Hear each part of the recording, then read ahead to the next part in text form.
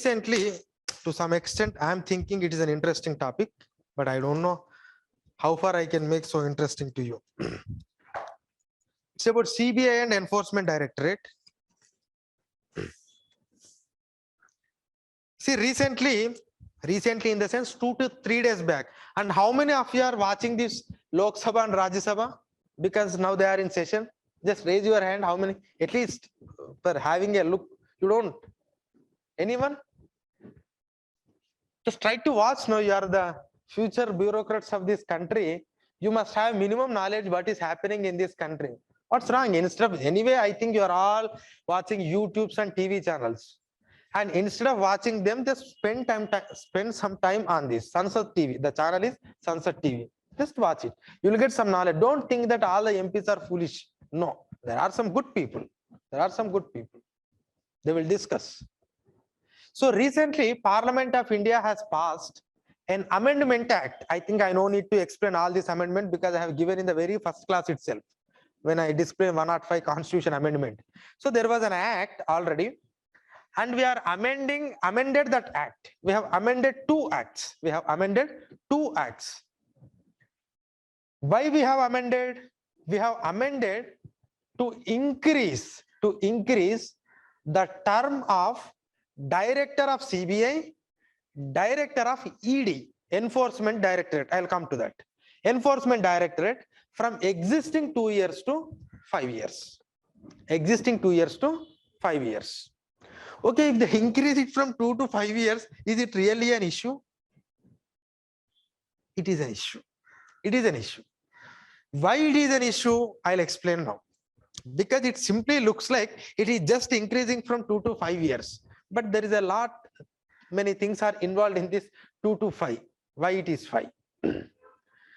See, before that, there was always some sort of controversy about this term of Director of CBI and term of Enforcement Directorate. Enforcement Directorate to some extent, but both CBI and ED.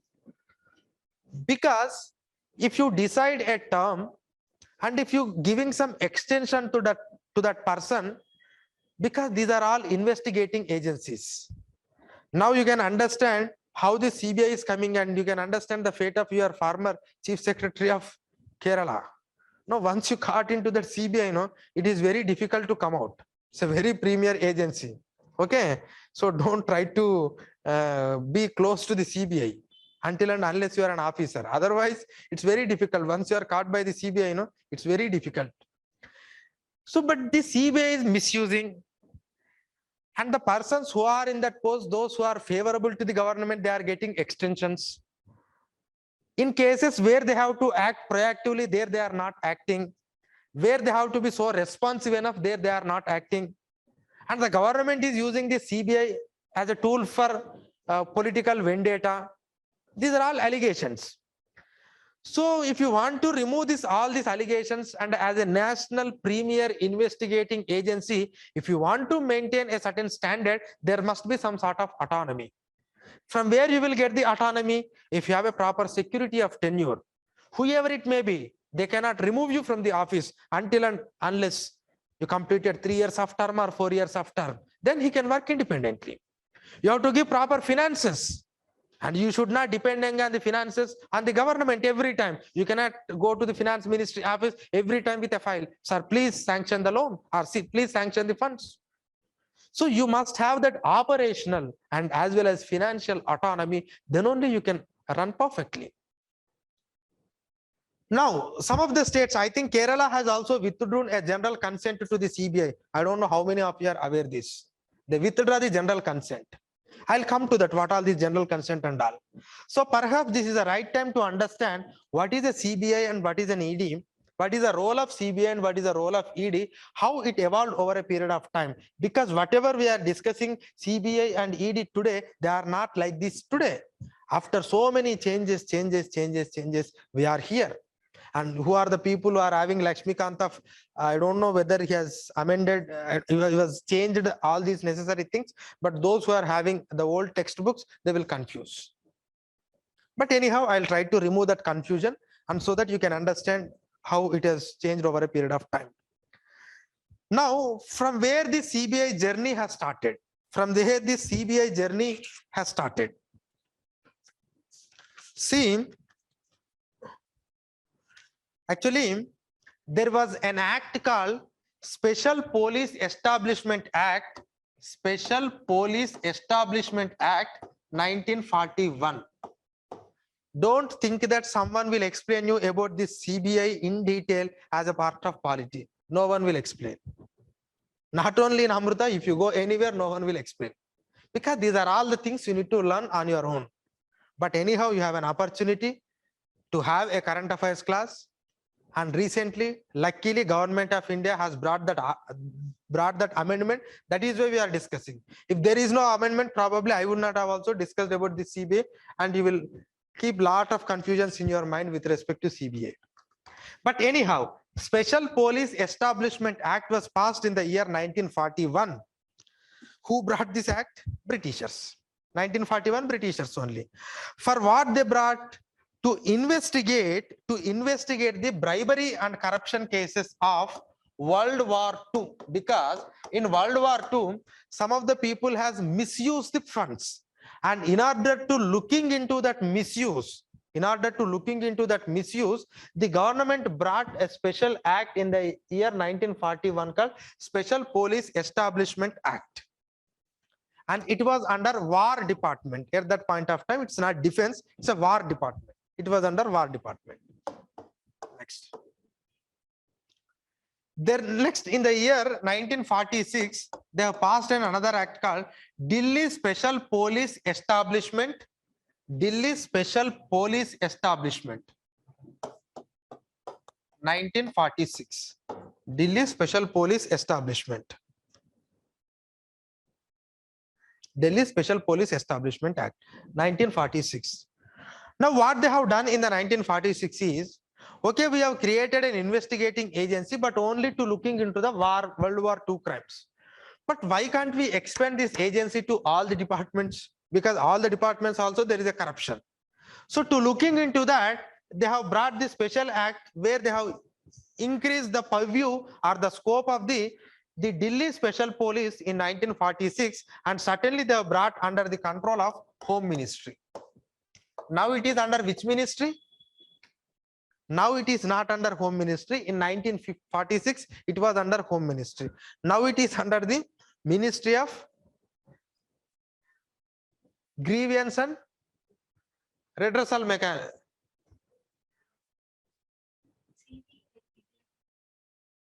Vigilance. Vigilance is not a ministry, no. Vigilance is a department. Vigilance is a department. See, 1 minute, I'll just spend some time.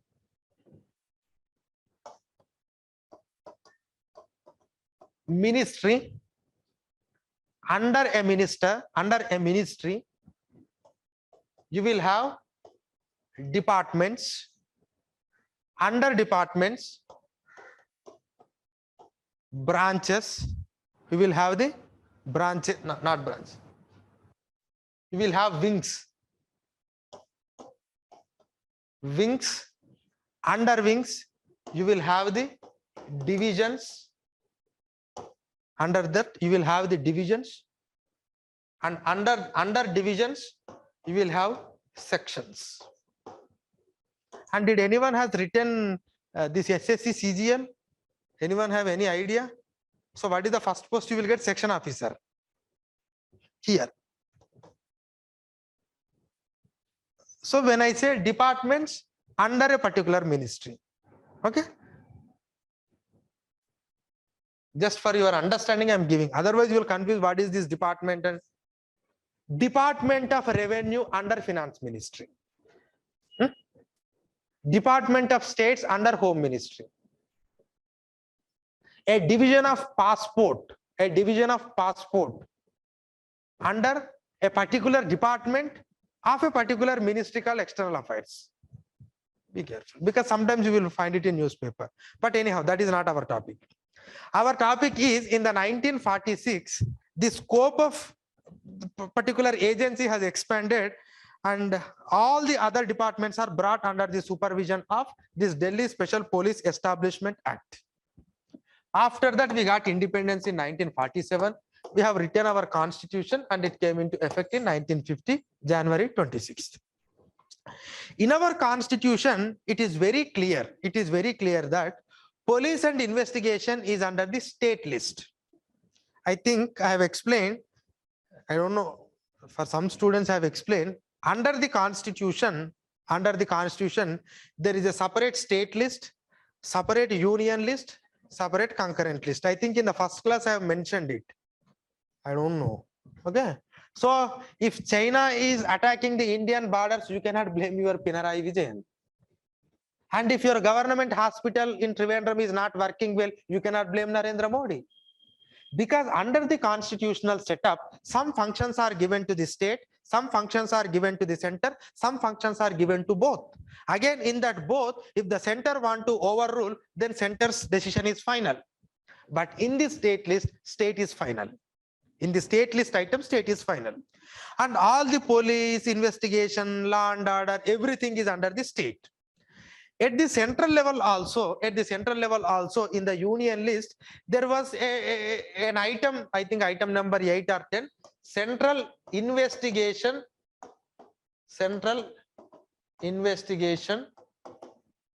Bureau of, not investigation, intelligence. Central Bureau of, no, I am not saying CBI full form. I am just mentioning the point that was there in the constitution. So Central Bureau of this intelligence, and that means if at all you want to do any intelligence activity, surveillance activity, there must be a national level intelligence agency. That is what mentioned in the constitution. That means for what purpose you need an intelligence? Intelligence is not to kill somebody, or intelligence is not to arrest somebody. Intelligence means what intelligence people will do? He will simply come and he will sit and he will observe everyone. He will go and give the report. You don't have any power to arrest like normal police. Investigation is, this intelligence is something different. Intelligence, they don't kill you, they don't slap you, they don't arrest you. They don't have all these things. Intelligence means they will come and then simply observe and what is what and giving information wherever it is necessary. But you have such an organization, you have that provision in the constitution that there must be a central agency for all these intelligence purposes. That is the only thing mentioned in the constitution. But now what CBI is doing? They are arresting, they are doing everything. Because you need to understand that is the reason why I said that point. So under the central government, that is the provision. So they cannot arrest the people, state police are there to arrest. Now, in the 1963, that means after independence, in the year 1963, by that time already in the year 1962, there was a committee called Santanam Committee. Santanam Committee has appointed on this corruption in this country, and based on the Santanam has given its report in the year 1964. Based on the Santanam Committee report, we have started an organization called Central Vigilance Commission. That's a different story. I'll come to that later. What is vigilance? But in the year 1963, what we have done is, there was an act called Delhi Special Police Establishment Act of 1946. Under the Delhi Special Police Establishment Act, you can recruit a separate police force. That means now CBI is not directly recruiting. CBI is taking from the existing police forces, and some of the officers they are recruiting directly. Now the CBI has started with the name of CBI in the year 1963 with a resolution by Home Ministry. Home Ministry has issued some notice like CBI with 1963. Now the point why we have actually started this CBI under Delhi Special Police Establishment Act is, central government employees are doing lot of mischiefs, and whatever the Delhi Special Police Establishment is there, their jurisdiction is only Delhi.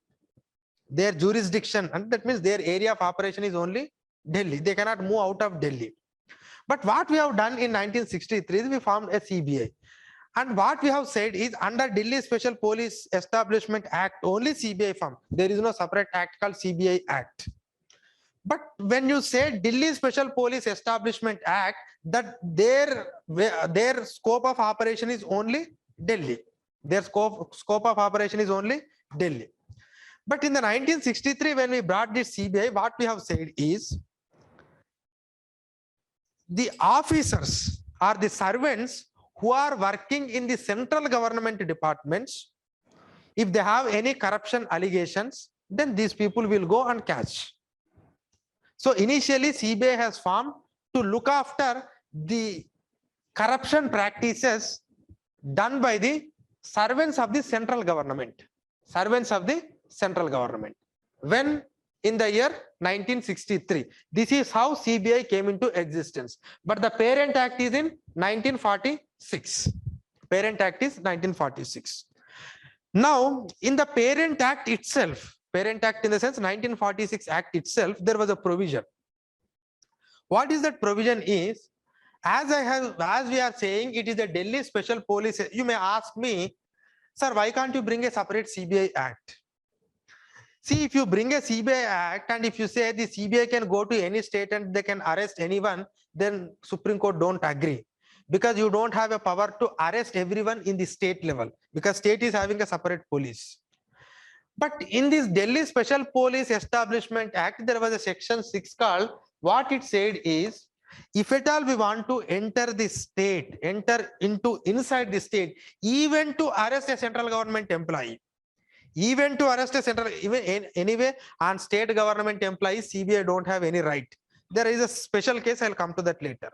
But even to arrest the central government employees, CBI cannot enter into, CBI in the sense at that point of time, not CBI, Delhi Special Police Establishment body cannot enter into the state without the permission of the state government. So without state government permission, CBI cannot enter into the state. Earlier Delhi Special Police Establishment, now CBI, they cannot enter. They cannot enter. So in due course of time, what happened is, we have started public sector undertakings, we have nationalized the banks, now so many public employees. So everyone comes under the purview of CBI, because they are all under central government. They are all under central government. Now from 1965, again we have increased this purview. What we have done is, some of the economic offenses and even a conventional offenses like theft, killing, kidnapping, rape, these are all also brought under the CBI. Earlier it was started as just to look after the corruption, but later it has widened into all these conventional crimes in the year 1960 or from 1965 onwards. Even bank frauds, international crimes, everything comes under this. Now, how the CBI will function? How the CBI will function? CBI is something like a normal police, like how the, I think in the last class I have given, no? So once a crime happens, police will come and they will write FIR and you will be remanded. Later there is a charge sheet. So this is normal your police do. CBI also will do the same thing, but in some cases. But which case CBI handles?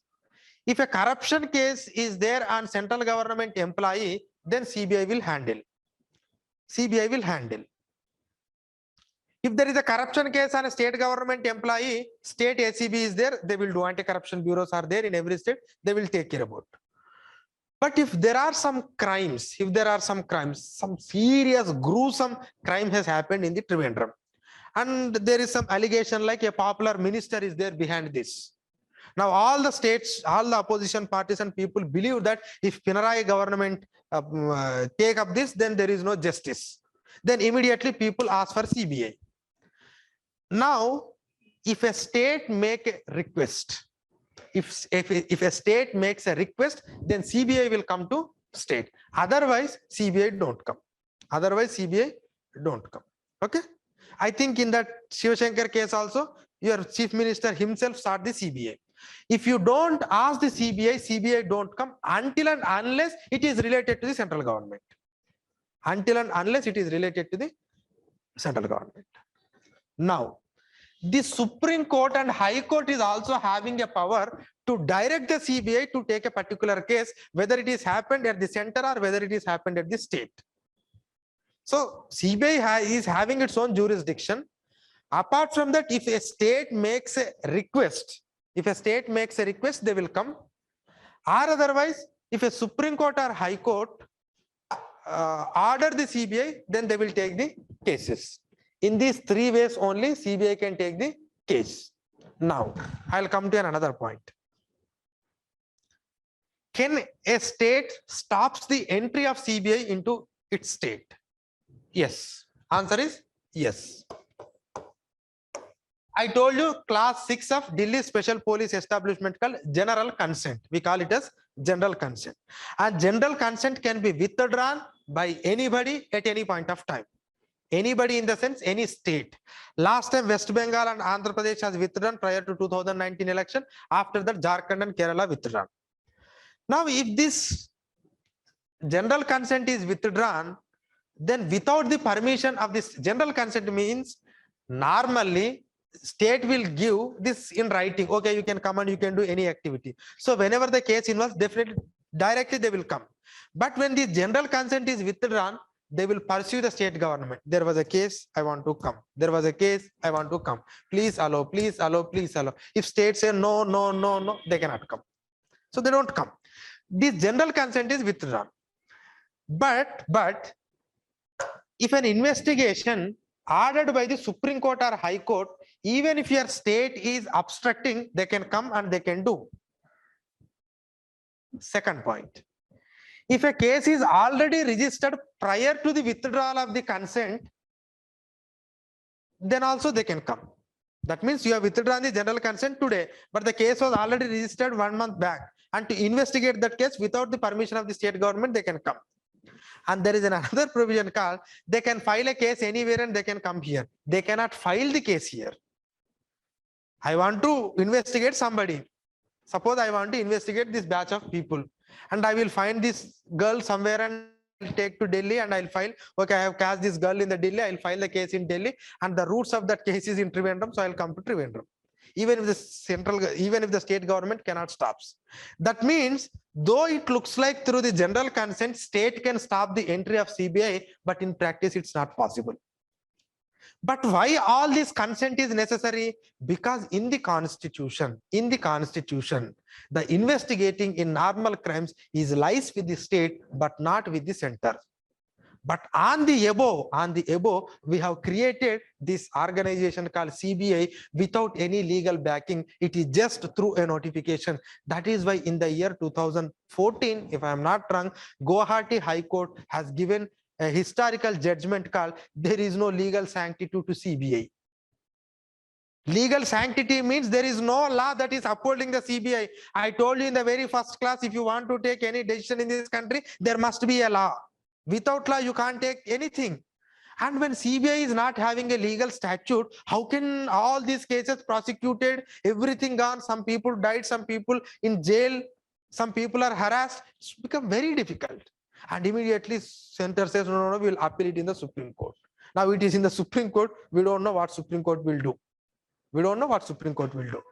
But this is the functioning, how CBI will function, what was the genesis of CBI. But there was a famous case called Jain Hawala case. Have you anybody heard about Jain Hawala? You don't know. It happened in 1991. I think you're all not born, even me also. So that was happened in 1991. Why the Jain Hawala case is important means CBI has strengthened because of Jain Hawala case. And whenever you are writing any question on CBI and ED, you must mention this Vinith Narayan case. It's called Vinith Narayan versus Union of India case, or you can call it a Jain Hawala case. What was that case? And prior to this, CBI appointment, term, everything is done by government. Whatever they want to, they can do, because there is no law. You can't amend anything. Simply you can appoint anybody, whoever you want. And that too, by the time the center and state completely ruled by the Congress party, no one questioned. But anyhow, in the year 1991, what happened is Delhi police arrested a terrorist who belongs to Hizbul Mujahideen group. They will act against the India. They are running from Pakistan. Hizbul Mujahideen group, they have arrested one person. Names are not necessary. For what purpose? Why they have arrested? Because they have arrested, like, this person is involving in this Hawala activity. Hawala activity means, I'll tell you. Hawala activity means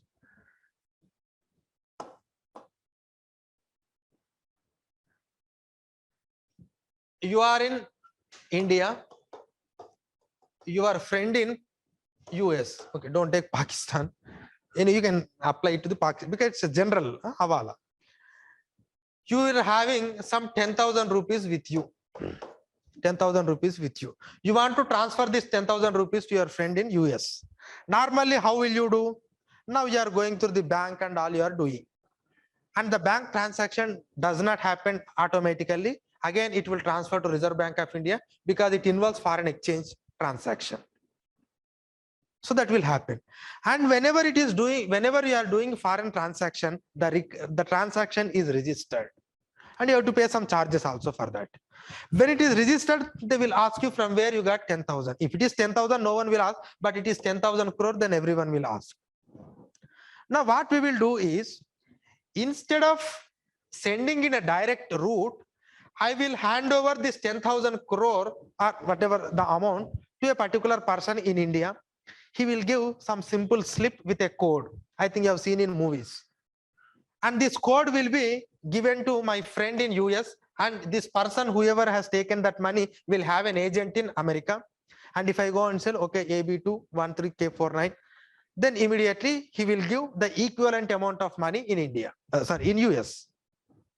That means you are illegally transferring the money from India to another country. And how these people bring this money here then? Okay, I am my friend, here broker and another broker. But how they will do all these transactions internally? They don't do legally. They will just take physically through the borders or whatever the things they will do. But whatever the money that you want to send it to the foreign country, you are not doing in a legal manner. You are doing an illegal manner. For that, there are some people, agents are there. Likewise, the person who has arrested has exchanged some money which was sent from the Pakistan through an agent called Surendra Jain. There was an agent called Surendra Jain. Surendra Jain arrested. Once they have arrested, immediately CBI entering into this. Why CBI entered? Because this person, whatever the terrorist, told the name of Surendra Jain, and these people, because it involves the economical fraud. It's not a simple thing. It's that too, he belongs to a terrorist organization. It involves an economic fraud. And CBI people went to this Surendra Jain home. And his relatives and everything, they have searched. They got some diaries. That is why we call it as this Jain diary case also. We call it the Jain diary case. They find some 2 to 3 diaries. What happened in these diaries is, there are some names called RG, LK, AB. You can understand. Rajiv Gandhi, LK Advani, Atal Bihari Vajpayee. Like, no, not these names exactly. These names you will familiar. That is why I'm saying. RG, let it be some 5,000 crore, 3,000 crore. Likewise, very important prominent persons' names are there in the diary with their initials, like shortcuts like RG, LK. We don't know whether these people are also clients of Surendra Jain. Otherwise, why Surendra Jain writes all these names? At the moment when this was found in the diaries, CBI completely closed the case and officers were transferred and completely it hushed up. Then it was happened in 1991. 1991. Prime Minister was P.V. Narasimha Rao. That entire when case registered and all, by that time P.V. Narasimha Rao became the Prime Minister. And in the year 1993, a journalist called Vinith Narayan, he went to the Supreme Court. There was an issue with this dairies, Surendra Jain dairies, lot of Hawala transactions involved in this, and CBI has closed the case completely. Officers were transferred. Now please looking into this, reopen this case. When they have reopened this case, immediately the government at that point of time has appointed an inquiry under the then minister N.N. Vora, and they have given some report. And based on the report, again they have appointed another committee, and this committee has named so many Congress members in that, whatever the findings. And you know, Congress party don't respect P.V. Narasimha Rao. Do you know this fact? Congress party don't like P.V. Narasimha Rao, though he is from Congress party. You know? You don't know. You need to know a lot of things. Congress party don't like P.V. Narasimha Rao, even if P.V. Narasimha Rao was a Congress prime minister, because he was from non-Gandhi family. And what happened is, he has chased everyone, and every Congress leader came in the name of this case. And Congress people even today accused like P.V. Narasimha Rao ruined the entire Congress party. But he has done a very good job. But anyhow, that is not our issue.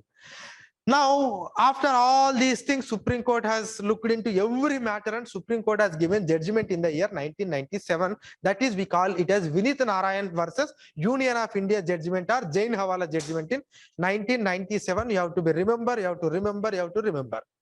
Okay, so that 1997 judgment is very, very important. I'm not discussing the entire judgment here, but that judgment has made serious comments on CBI, ED, and CVC. What that Supreme Court judgment said is, Supreme Court judgment said is, see, you are having CBI, you are having an ED, and this ED was started in 1956. It works under the Department of Revenue. They are going to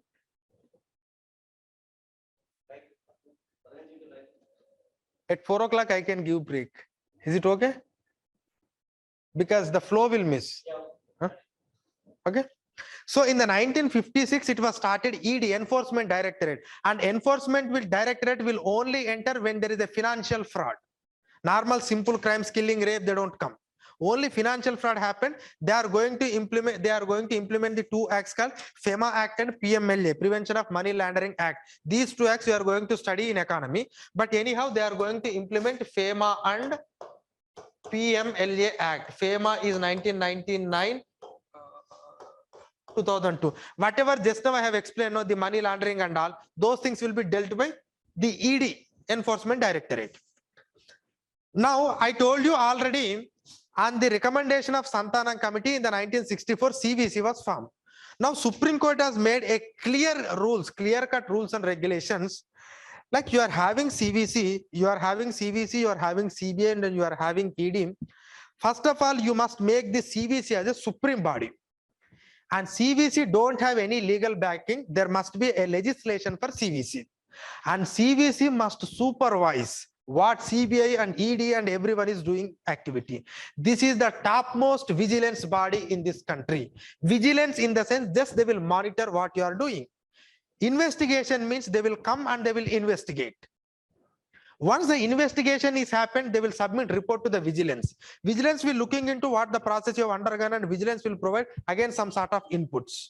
So vigilance is topmost person. He will sit and he will observe how you are doing. And the agencies under CVC are CBI and ED. Clear? CVC, CBI, ED. Now, Supreme Court said you have to make sure that this CVC must function very well, and CVC must be appointed. It cannot be appointed directly like other officers. A Prime Minister, Home Minister, and leader of opposition, the 3-member committee should appoint a CVC, and CVC must have a minimum tenure, he must have a minimum security, and the CBI and ED must also work under the CVC. That is a judgment given by the Supreme Court with respect to CVC. When it comes to CBI, they said, no, you cannot appoint in whatever way you want CBI director. No, there must be, whenever you are appointing a CBI director, CVC must be involved, and CVC should decide who is our next CBI director. And if you want to remove or if you want to appoint, you cannot do it whenever you want. There must be a minimum of tenure of 2 years for CBI.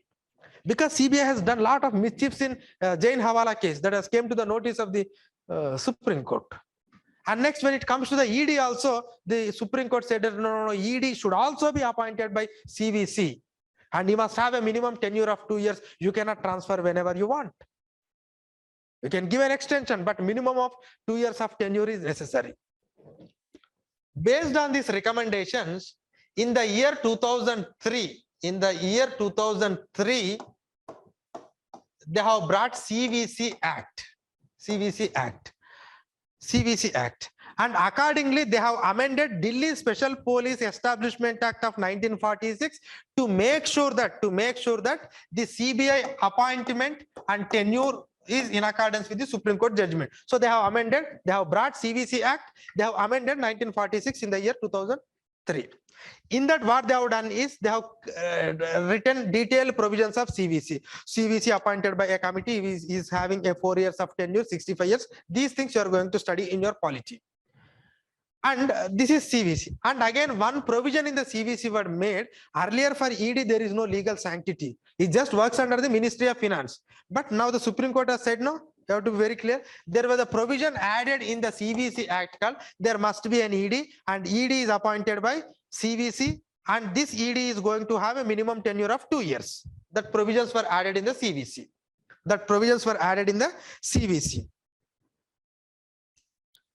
Now, what happened to CBI? Delhi Special Police Establishment Act was also amended, and they said that the CBI director must be appointed by a CVC and they must have a 2 years of tenure. Completed in 2003. Now, after that, again, CBI, in many cases, Supreme Court has opinion that CBI has become a caged parrot. And Narendra Modi has said it's not a Central Bureau of Investigation, it's a Congress Bureau of Investigation. Like they have started misusing and they are going to continue doing everything. Now, what happened is this government is now amended the CVC Act and Delhi Special Police Establishment Act to make this 2 years to 5 years.